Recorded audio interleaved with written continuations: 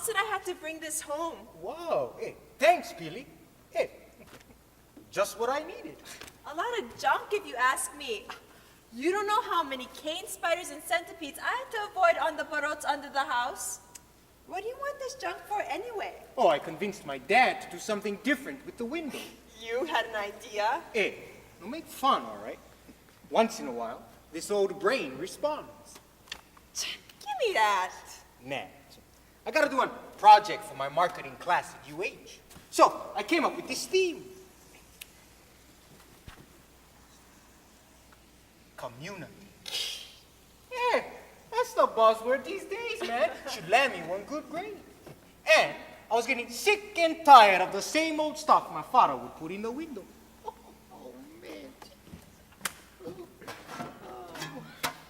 This year's newest model, large economy size rice cooker. The Y2K answer to your prayers. Matches. And one panella big enough to feed a family of 10. Come on. You know, Ray, there's a lot of families out there gotta worry about rice for the next meal, not just the next millennium. Yeah, that's true.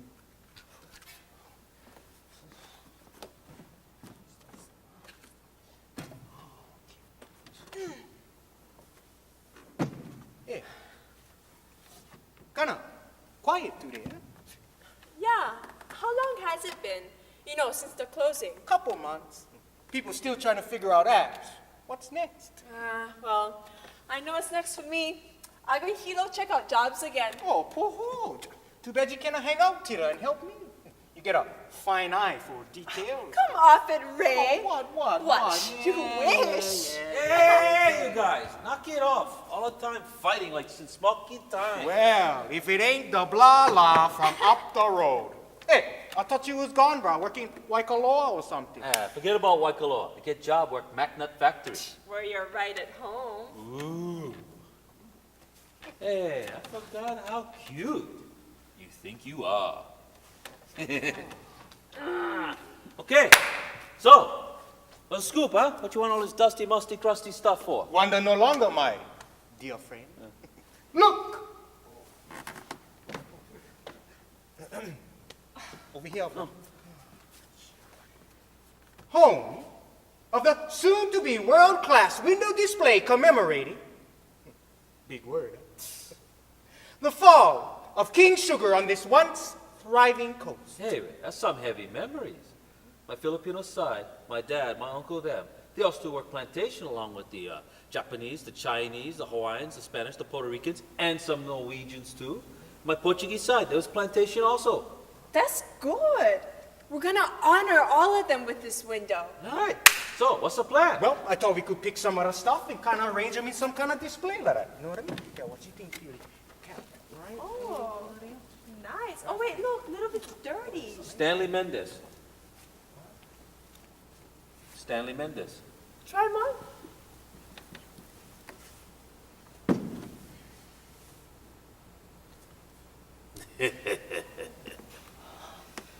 You know, Pahuila was a pretty popular town back in the old days. That's because we had all the hotels there, huh? Yeah, all the trains used to come to Pahuila. Trains from Hilo. They go up to Honoka and Hamakua for sugar. Yeah, all those trains all come to Pahuila. Yeah, Pahuila was pretty popular because we had all our parties and dances. Parties and dances every weekend like that, yeah. Right there in Pahuila, we had, what was it? Nakashima Bar. Yeah, Rita Hotel, the Car Garage. Oh, and then we had one of those, we had a couple stores too. We had the Filipino store, run by the Filipinos. We had the Japanese store, vegetable stand place where you go buy your vegetables. A tailor for make clothes and stuff like that. And, 2 pool halls. Oh! Yeah! Yeah. Right down Pahuila, we had, what was it? Nakahara Business. Yeah. Nakahara Store used to be. And then we had, then they had one laundry, one jewelry store after that, one other Filipino store, beer bar afterwards, and one of those, what you call, hotel motels, whatever. And then we had the post office, Miyazaki store, the graveyard, the Japanese church above that. Yeah. Wheel was a pretty big town back in the old days. I mean, compared to Honaka. Honaka, not that big, huh? Oh, Ray. Daring Gamayo. Put 'em on. Smile. Pa'aha was okay at first. You know, we had to get adjusted to the lifestyle for moving up Honoka, down to there. I had some friends already that I was going to school with that time from kindergarten. So they were living down there. It was okay. I remember when we used to go play, you know, like in the gulches. Oh up the park and stuff like that. Oh, the plantation used to have that irrigation sprinklers, right? For the big sprinklers. So hot days we used to run around, go in the fields, ride our bikes. Oh, shoot out and run shoot out. And then they used to have ponds, reservoir ponds. We used to call them the round pond. It was like in the middle of the cane field, above the camp, and we used to go inside there swimming. Hey, you know. Like nowadays, the stuff that the kids doing from what we used to do, real different. Oh, we used to go bike riding all around and go on the lower roads. Whoa! Or used to walk down to that time was the old Pa'ahau mill going yet. So we used to always watch the cane trucks in the mill run. And that time was not that strict. Everybody was kind of close, eh? So the supervisors, that was the Lunas, they called that, the foremen, used to take us around, walk around, go watch how they process the sugar and stuff. We used to always tell, oh, when we grow up, that's what we like do. Oh, yeah. Oh, I like this something. Yeah. Chorizo, apiko. Oh, nice. Look, Lilianoy, Kawashima-chan. Okay.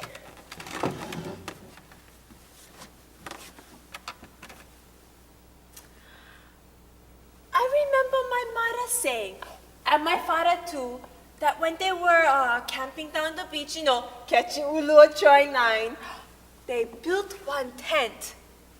And so my mother, Mary Kupuna Keli'i Opu Unui Kawashima, started having childbirth pains. Wait. And she gave birth me down the beach. Yeah, down the beach, Waipio Valley in the year 1908, June 2nd. What gets me is that my mother said I was born on June 2nd on Tuesday, and at 2 o'clock in the morning, everything seemed to be toot. Oh, yeah. Raised sweet potato, little bit, not too much. Little bit vegetable like tomatoes and onions. Yeah, the Hawaiian peoples, they don't raise other things. They live on the taro shoot like that and the warabi. Oh, but my father, he used to raise beans and other kind vegetables that he likes. And sometimes I see him raise daikon and, make pickled daikon. So, when he go up for cookie haile,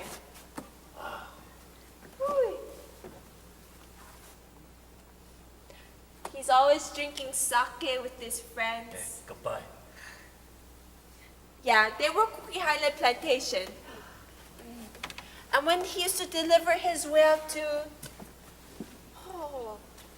what you call? Okala. Yeah, they had orders from the Hawaiians and the Portuguese. And you know how much taro was that time? Only $1.50, one bag, 100 pounds. Now 80 pounds of taro, they're selling $50 to $60. Raw taro, and that much money.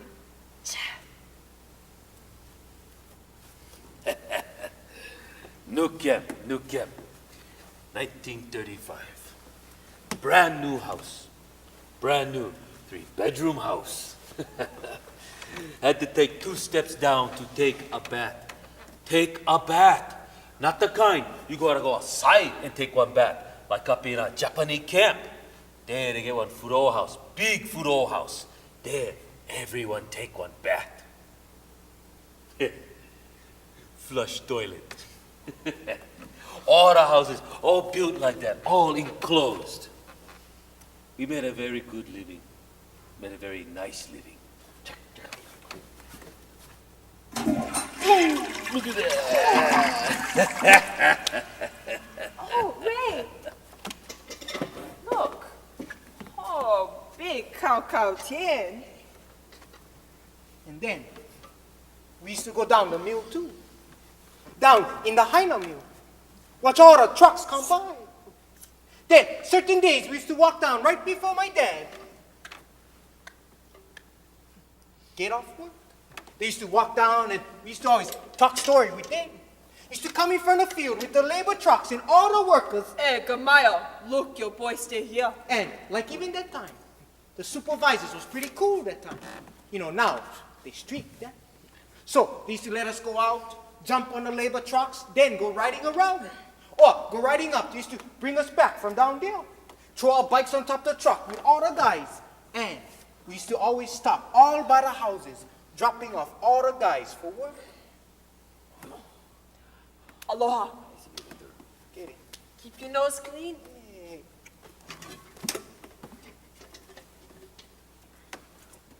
I used to always do that with my dad.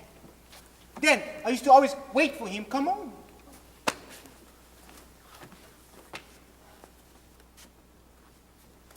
Because I tell him, hey, what you get for eat, Dad?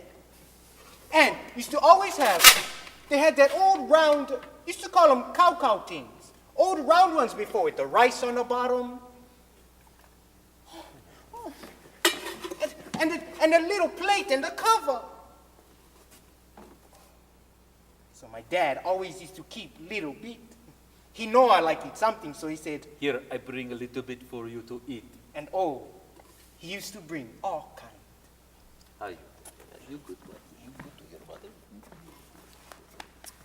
People before, they used to like and help and share, you know. Like if you're doing something and you need help, they come around and help. Even if you don't ask, they come around and, Oh, you need help? and oh, yeah. But over here, you have to ask. And even if you ask, they want to be paid. They don't want to just go and help for nothing. Or you go to like our church before. They find out a member of the church gotta remodel his house or do painting or anything. All the men folk go there and help. And all the women do all the cooking. You know, feed the working men. Depend on each other and everybody happy.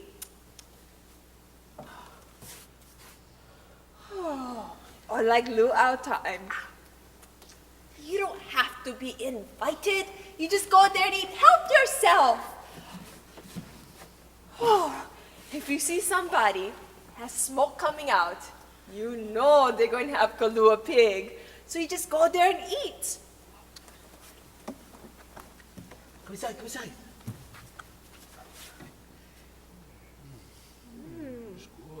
And then you see somebody else and you go there again, make the rounds, and everybody happy. I believe because everybody know everybody in the valley. Oh no. Oh, where should I put this? Where?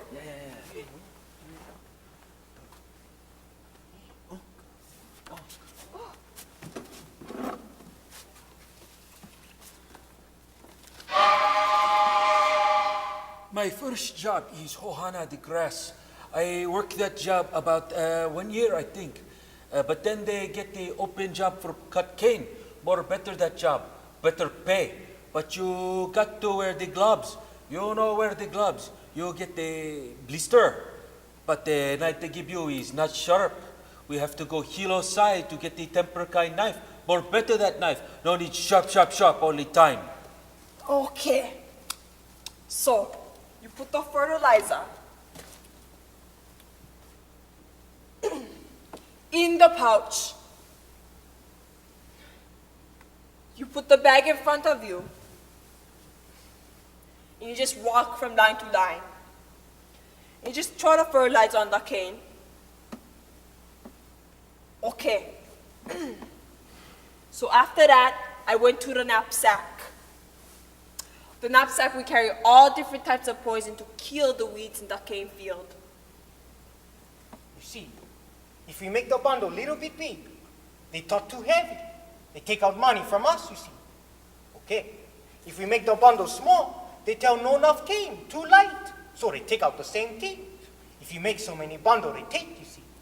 So, afternoon time, I stay tired already. It was about 2 o'clock, I think. I tell my father, I stay tired already cutting cane. So, my father go ask the scale boy how much I make. Only 10 cents. My father been like hit him with a cane knife.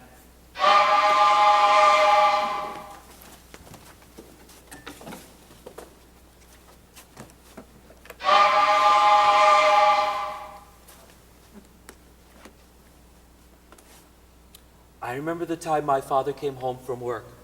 He came home from work and he said to me, Hey, Lilac, I can get you on job delivering the mail all over the plantation. and I turned back to him and I said, what kind job that? I don't like do that kind of work. Deliver mail all over the place. But why you guys gonna call me the Mail lady?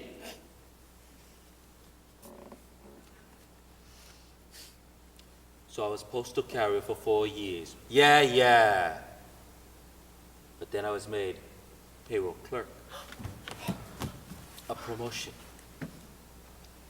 You have to learn to be firm. You have to learn to be strong.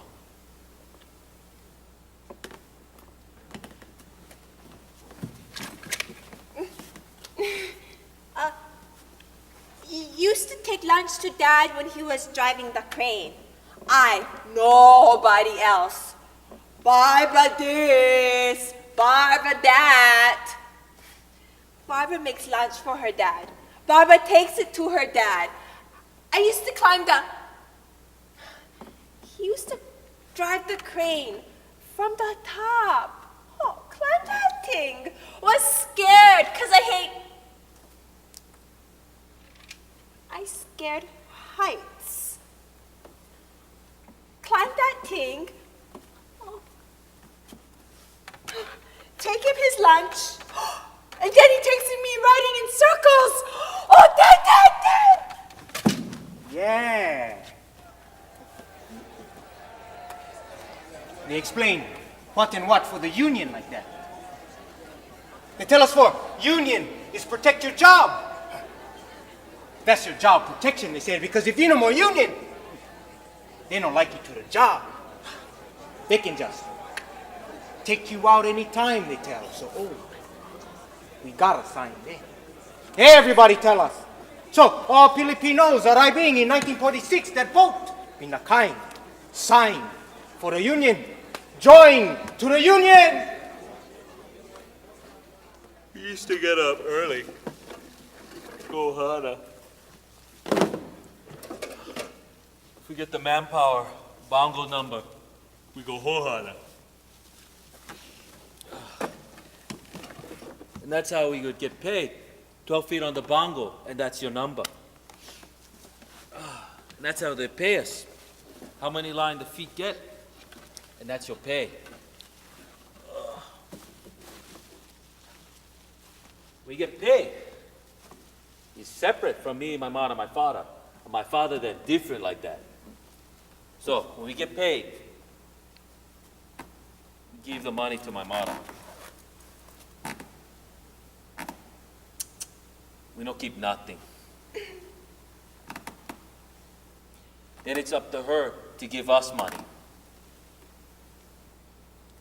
You know how it is.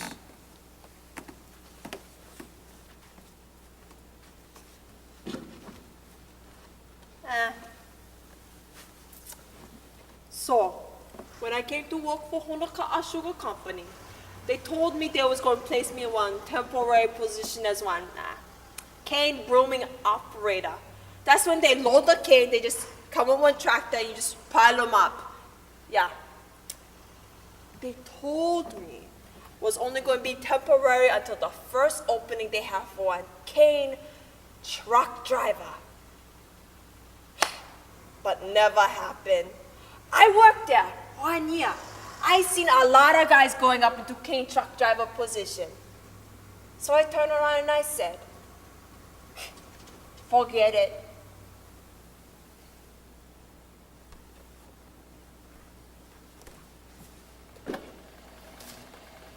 My boss, my supervisor, he got upset with me because when I applied for this position, I did it as an apprentice.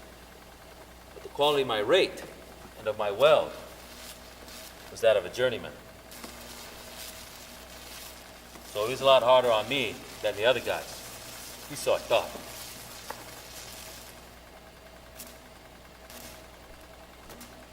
See, I used to have to weld these gears for the table. At least what we used to call the table. See, the truck would come up to one position in the mill, and then the crane would come down, lift up all the material, and dump it onto the table for further cleaning. And then these big gears would be turned by these chains, and all of it would be dumped into the carrier and taken to the mill for further cleaning. Yeah.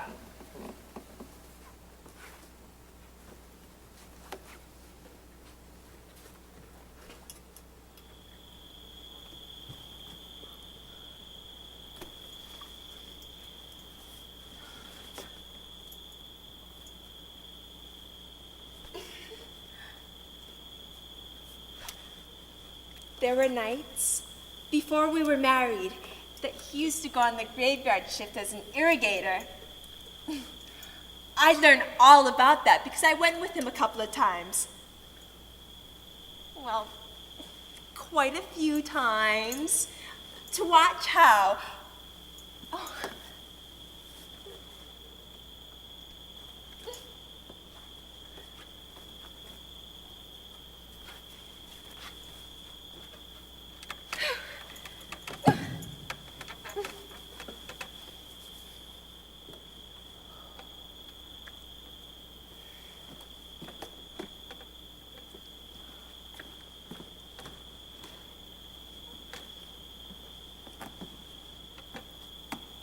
It was an overhead irrigation system, and they used to have this thing that they called guns.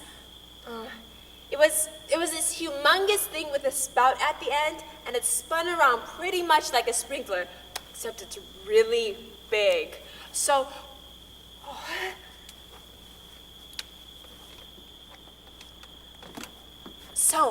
when this particular section of the field is through being irrigated, they used to take that sprinkler system and attach it to the back of the truck and take it to the next area. Oh, but the old ones, they used to have to unhook each and every pipe so that the people, they had people that would take the pipes from the first section of the field to the next one that they were going to be doing the following day and lay the pipe there.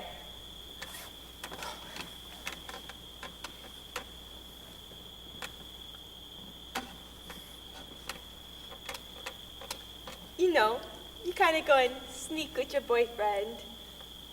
It was so interesting.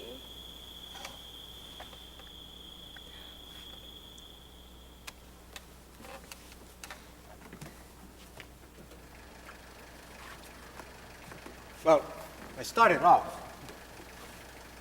First job I had was a yard boy at the manager's yard. From yard boy, I went into sanitation department. In those days, you pick up. Everybody used to put rubbish cans out by the house. And so we used to go out and empty all the rubbish cans. And if there's dead animals in the neighborhood, a dog or cat crawled under somebody's house and died,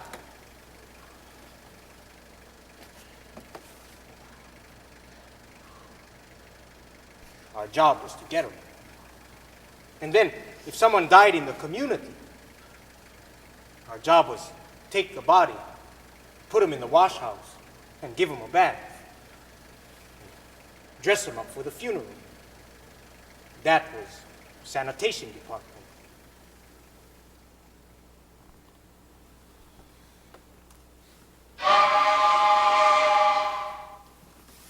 Wow. Looking good. Oh, but wait, oh man, hey, there one box from behind here too. My father dug it out yesterday. So wait, hey, look, get the ukulele. And look, get this book. Let me see the book. Let me see the book.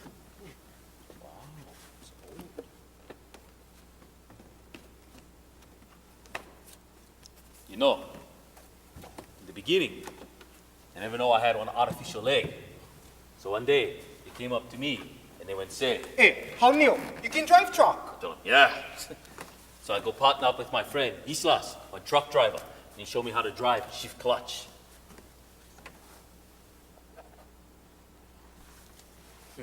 So we hit one good place on the road, one flat place. I jump inside. I bring him into the yard. I drive him all the way in. I had good driving record for 5 years with Hamakua and Honoka Sugar. And Kawaki, who's a good man he was. Supervisor and overseer of all of harvesting and cultivation. Yeah, used to live up in Holy Camp. One day, Kawaki come up to me and he said, Hey, how would you like to be supervisor for harvesting? oh, then I would tell him, you must be joking. Then he would say, No, when I ask you a question like that, I not joke. well, then I say, sure, I like. And then he said, Okay, you let me know tomorrow. so the next day, I went over and was made part of the supervisory staff.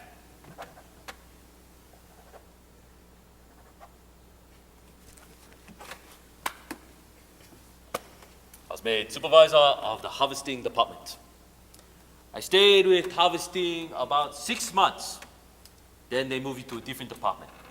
They like, all the different departments. Harvesting, cultivation, planting, replanting, seed area, seed station. And you gotta know all the different seeds. Certain fields need certain varieties. Certain elevation needs certain seeds.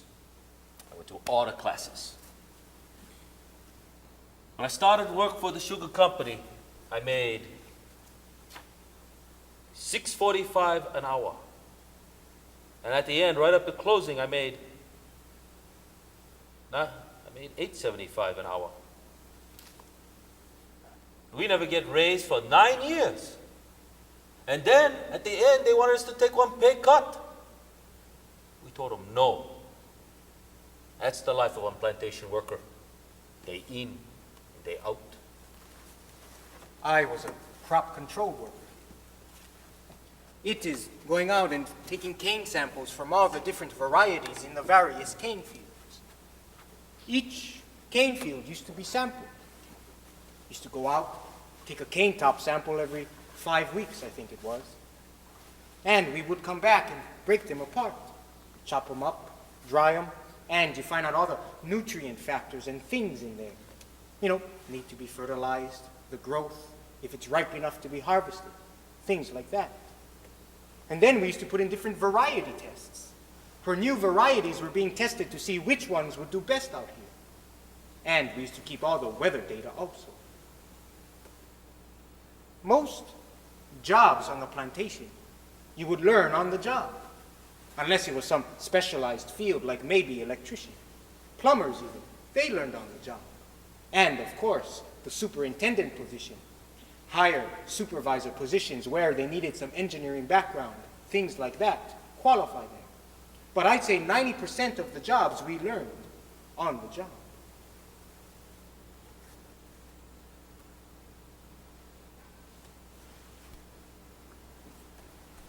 Well, the plantation has been really the only way of life we knew growing up as children. And at that time, we just assumed that the plantation would be here forever. And growing up in a plantation town, you knew about the company. You were familiar what was going on. You knew who was doing what. And it was hard, to pack up your stuff after working for a company for so long.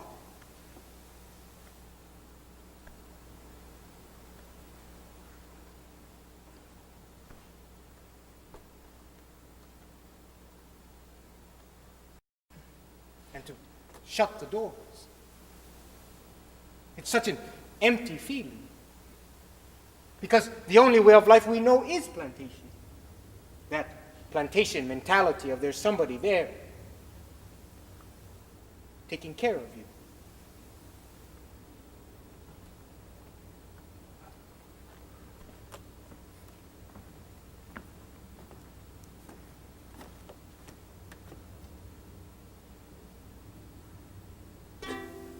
Hey, Auntie, how you?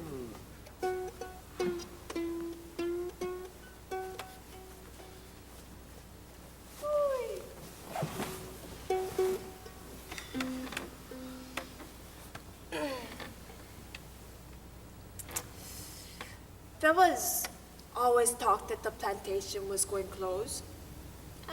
It was always in the air. And I think, when we first heard it, in the early 80s, when we first heard it, a lot of families was kind of scared and kind of stocked up on supplies. And so, we were just waiting for it to come this year or next year, and then it didn't come. So I guess we said, well, it's not coming, or if it's going to come, it's going to come, but just not right now.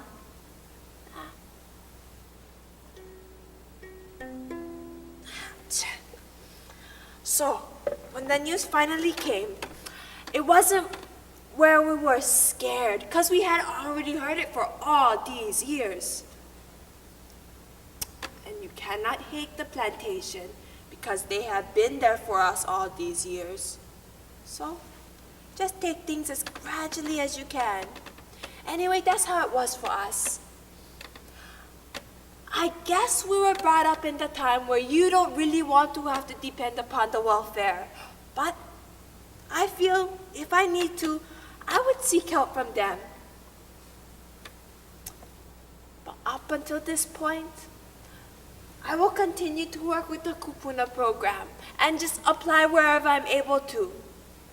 You know, the people I come in contact with, the young people, makes the work so much more joyful, yeah?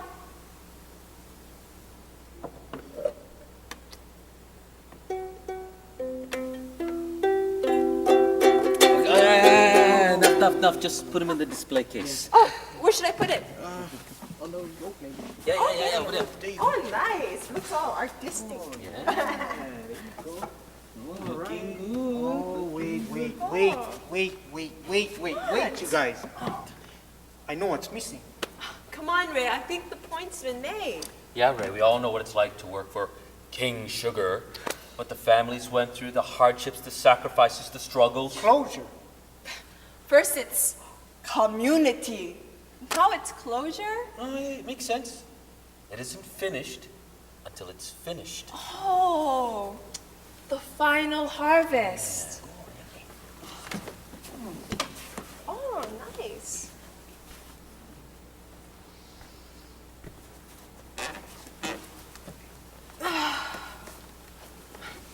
And so just sitting here, listening to the mill run.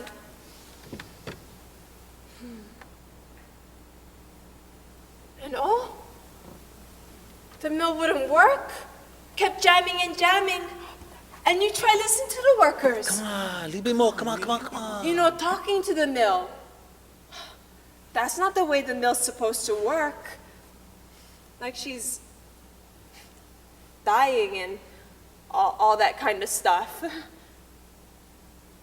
So at one point, I just sat down and I just listened to the mill.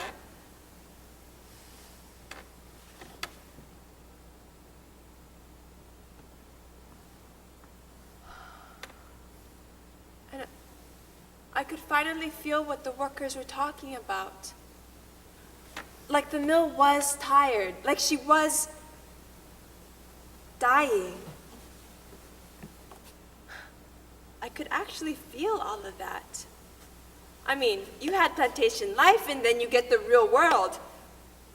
And we were so sheltered, Being there for that final harvest, you know, the parade with all the trucks going through town. Oh man, I cried and I cried, the eyes all swollen. We gathered in Honoka'a, and we waited, and waited, and waited.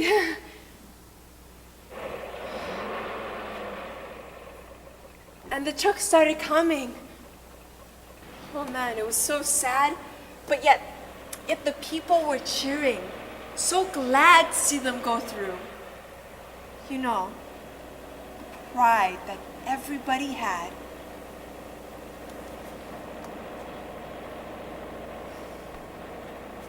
You know, to tell the truth, I never believed anyone when they told me sugar was going out the door. That's right, I still had hope that sugar was going to make one come back. I wanted to go up to Honoka'a town and witness the final harvest parade. I prepared myself to go. I parked my car out, my Jeep, in the front yard.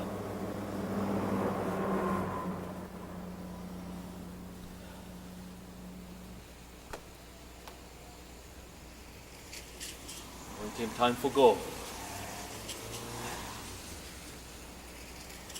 couldn't.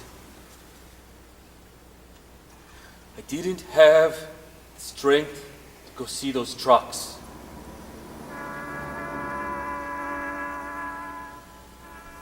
Sad, you know. I can still hear the horns, blows.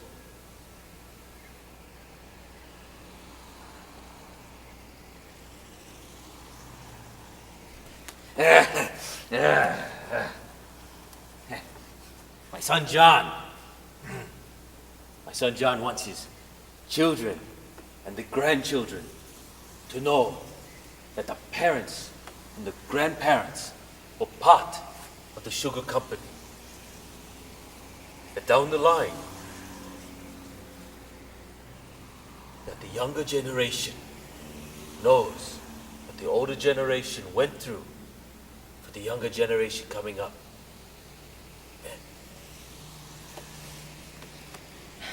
You know my son, oh, he loves the cane trucks. No matter what he's doing, he would hear a cane truck coming down the road. Oh, no matter what he's doing, gotta stop. Gotta open the screen door for him. And he would be on the porch waving to the truck.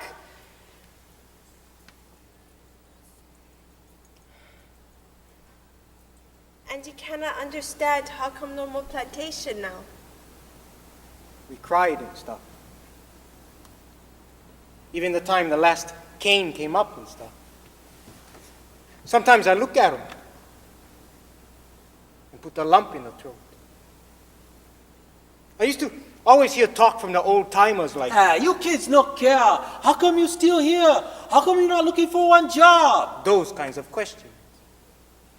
So I gotta explain to them, hey, you know, I see you guys work 30, 40 years on a plantation. The way we was brought up through plantation lifestyle. We see plantation right through our lives. We always wanted to work for the plantation, you know, drive truck or tractors. So I told them, for see this just put away on the side is really hard to accept, even for us, being the younger generation. You know the kind of values we grew up with? Honesty, integrity, feeling proud of your roots, doing the ethnic things, the things my great-great-grandmother brought. I'm half Puerto Rican, a quarter Filipino, and a quarter Irish. My kids, they got all of that, plus Hawaiian, Chinese, Japanese, and Filipino from my husband.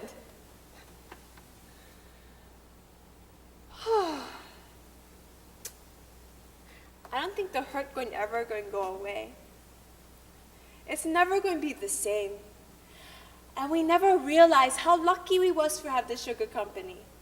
We never realized until now. thinking about all the good times. Oh, that takes away all the pain, the fear, and the uncertainty. Never mind then. We just go and make them. You know, the determination that we get now.